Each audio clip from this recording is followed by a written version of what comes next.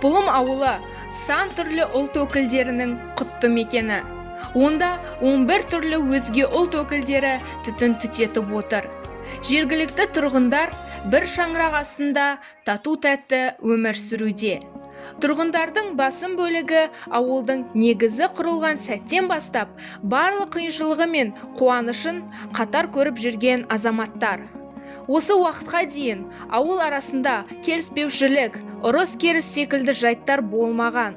Үлкені де, кішісі де қайта бір-біріне қолдау көрсетіп отырады.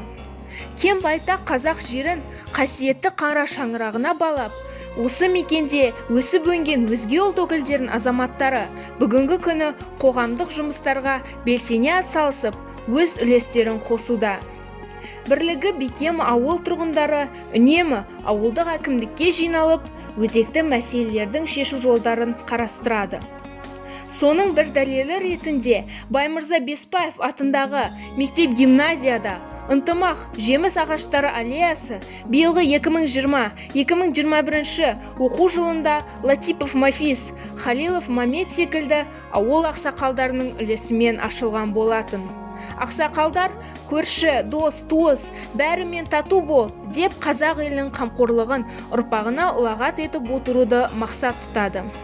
Тіпті мектеп-гимназияда әрбір ұстаз мемлекеттік тілге деген құрмет, ұлттық құндылықтарды насихаттау жұмыстарын әр шаңырақтың баласына үйретіп, ынтымақ, бірлікке шақырып, берер тәлімі мол іс-шараларды жүйелі атқаруда. Бірлік болмай, тірлік болмас деген атам қазақ. Берекені көздеген елдің үлкені мен жасы да мерекелі тірлік жасаудан жалықпаған. Береке бастауы бірлік, ел іші тату тірлік қағидасын ұстанған ауыл тұрғындары үшін бұл қанатты сөздің маңызы басымырақ.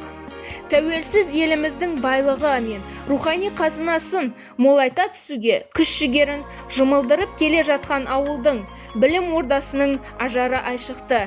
Себебі бірлік бар жерде тірлік бар.